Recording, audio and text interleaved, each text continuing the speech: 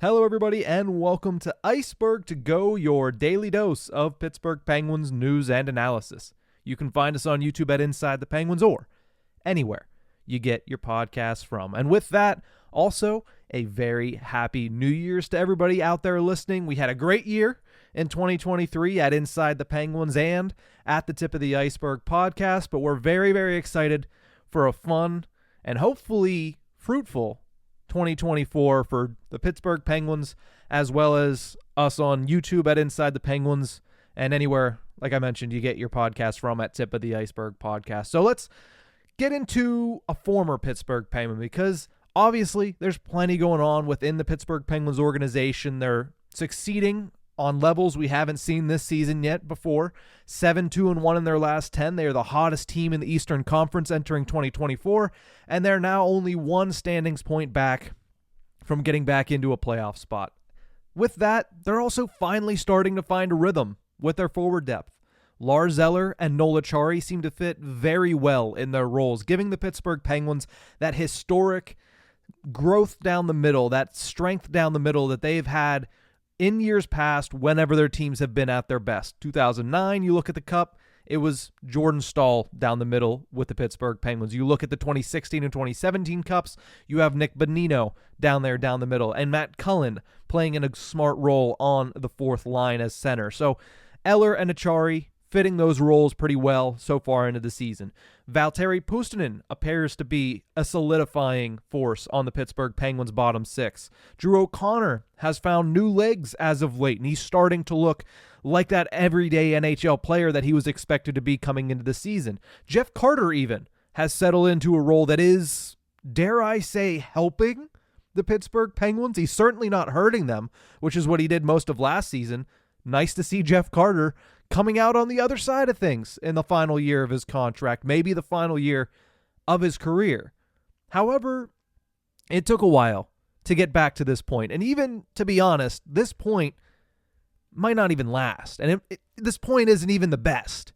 The fact is they finally have a half-decent bottom six, which with the talent that they have on the top six and the talent that they're certainly seeing in net, that's what's providing them a spark coming back up into the Eastern Conference standings, coming back up into potentially a playoff spot in the Eastern Conference standings. But like I mentioned, this isn't even a level that you're hoping to be at when you start the season. It's just better than we've seen in the past. And the past has not been kind to the Pittsburgh Penguins when it comes to their depth forwards over the past couple of seasons. Meanwhile, in Florida, I wanted to highlight this because I saw a couple of stats go out over the weekend. And I really want to mention this because I think a lot of people in Pittsburgh, including me, kind of turned their nose up at bringing this player back 2 seasons ago, and now it looks to be a big mistake on Ron Hextall's part and everybody that agreed with Ron Hextall with not re-signing this player. Former Pittsburgh Penguin Evan Rodrigues is on pace for a career year with the Florida Panthers. He's currently playing on their top forward line, and he has 24 points, 7 goals, and 17 assists in 36 games this season. Now, Rodrigues is a veteran of this league. He's 30 years old. He's in his 9th year in the NHL, but it took him a while to hit his stride at the top professional level in North America. He really broke out when he was a member of the Pittsburgh Penguins in 2021-22. He had 43 points that season, 19 goals, 24 assists, but the Pittsburgh Penguins, Ron Hextall's regime, decided against bringing him back. There were reports that his qualifying offer would be $3 million, which is exactly what he's making right now, and it was going to be a little too rich for the Penguins' blood to bring back Evan Rodrigues coming off of at that point, career season with 43 points, in large part due to his inconsistency. And like I mentioned at the top of this discussion, I was on the side of don't bring back Evan Rodrigues. A lot of people were, and those that say they weren't, most of them are trying to look back in revisionist history.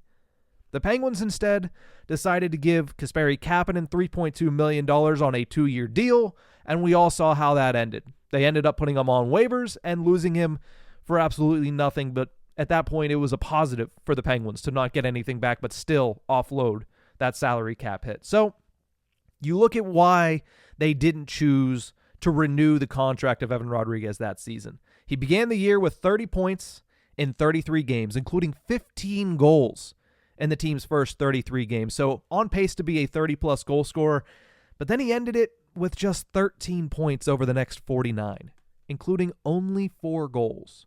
Rodriguez was a major component of that team because that year, both Sidney Crosby and Evgeny Malkin missed time, and at one point, Evan Rodriguez slotted in for a couple of games, but he slotted in as the top-line center for the Pittsburgh Penguins.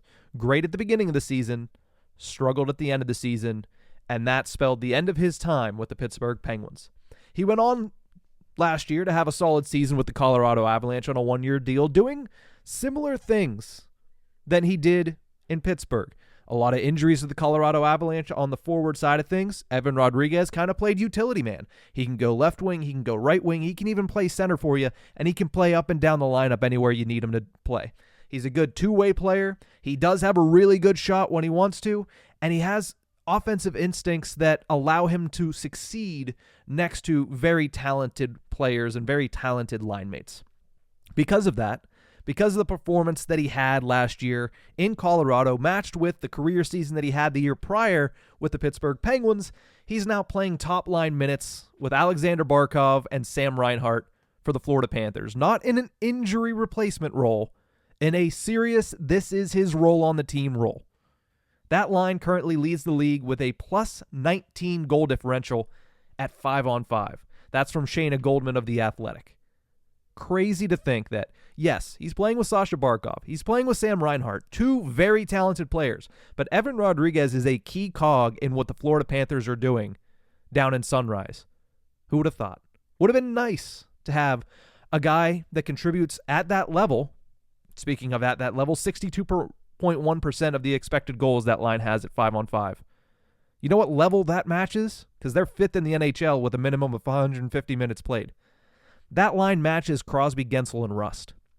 While yes, the Penguins, once Brian Rust come back, could reunite that line and could have one of the best lines in hockey once again because Crosby, Gensel, and Rust are in 8th in the same category, so 3 spots behind. It would certainly be nice to have it at $3 million. And that's part of the reason I want to bring this up. That's the key for Kyle Dubas moving forward. That is the poison pill that has ruined the Pittsburgh Penguins' bottom 6. It's not that they didn't bring back Evan Rodriguez, although it would have been nice if they did, and they'd be getting that contribution in addition to players like a Rickard Rakell, a Brian Rust, a Jake Gensel, at the same cap hits that they're currently making. If you go back and you switch Kapanen for Evan Rodriguez, a lot works its way out in the bottom 6 last year and into this year. But that is the key moving forward. Learn from the past to affect the future, right? The Penguins went out. They have so many players right now in the top 6 that are making a lot of money. Crosby, worth it. Malkin, worth it. Gensel at $6 million, worth it. Gensel at the $9+ million he might make next season, could also be worth it. But then you look at those middle tier contracts. Brian Rust, yeah, he's good this season. That's a lot of money though. And when you sign Rickard Rakell to a near identical, that's a lot of money though.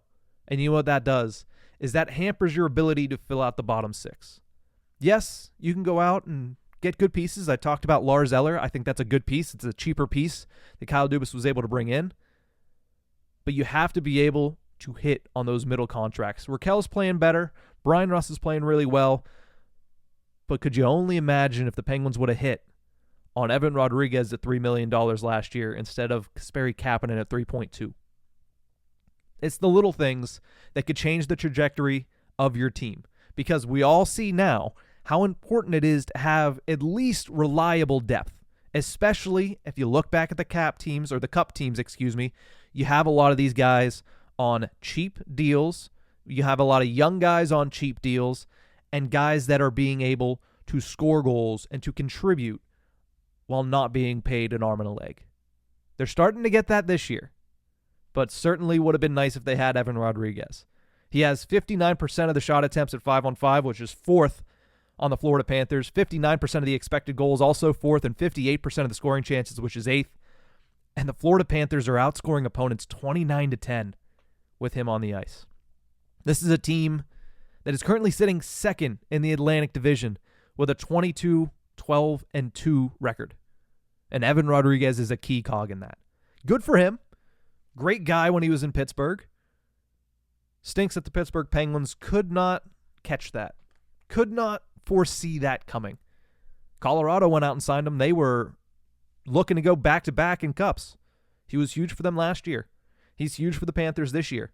The Penguins need to start finding those guys, and once they get them, because they do have a couple of guys on this roster that I think could be similar, you got to make sure you hold on to them. To me, Valtteri Pustinen's one of those guys.